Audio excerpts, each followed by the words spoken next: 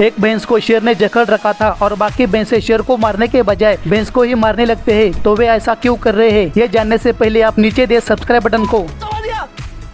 शेर और भैंस को इस अवस्था में देख एक भैंसा बोलता है, अरे देखो कालू की बेटी शेर के साथ रंगरलिया मना रही है। तभी दूसरा भैंसा बोलता है, रुको मैं पता करता हूँ। और वह भैंस के पिछवाड़े को सूंघता है। वह यह जानना चाहता है कि भैंस अपनी मर्जी से गई या शेर ने जबरदस्ती की थी। भैंस के पिछवाड़े की रोमांटिक खुशबू से उसे तुरंत पता चलता है। वह बोलता है, छे मेरे पास तो शब्द ही नहीं है बयां करने के लिए। नजदीक खड़ी भैंस सब समझ जाती है। वह बोलती है, हाय राम, ये देखने से पहले मैं मर क्यों नहीं गई। तभी कालू आता है और बोलता है, हरामजादे छोड़ मेरी बेटी को। लेकिन शेर की हवस भरी आंखों को देख वह पीछे हटता है। पूरे गांव में ये बात फैल जाती है। सारे जानवर कालू की बेटी पर उंगली उठाने लगते हैं। कुछ उस पर ही गुस्सा करने लगते हैं, जिससे कालू की बेटी सीधा होती है। कालू की बेटी रो रही थी। उसकी आंखों में आंसू देख एक अनुभवी भैंसा बोलता है, रुको, दाल में कुछ काला है। थोड़ी देर गौर करने पर वह बोलता है, शेर इसका शिकार कर रहा है, मारो साले को। सभी भैंसों की आंखों में खून सवार देख शेर भागने में ही भलाई समझता है।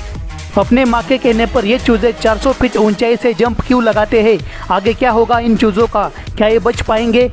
पहाड़ी इलाकों में रहने वाले इस पंछी का नाम है बार्नेकल घोंस। ये माँ आज अपने बच्चों को पहली बार नीचे जमीन की ओर ले जा रही थी। जमीन पर जाने से पहले इन्हें इस 400 फीट ऊंची पहाड़ी से नीचे उतरना पड़ता है। ये कठिन रास्ता उनके जिंदगी का आखिरी रास्ता हो सकता है। गहराई को देख इस बच्चे की फटती है। पीछे से दूसरा बच्चा बोलता है, चलना भोसड़ी के। सबसे पहले माँ नीचे जाती है और बच्चों को आवाज लगाती है। माँ के कहने पर पहला बच्चा जंप लगाता है।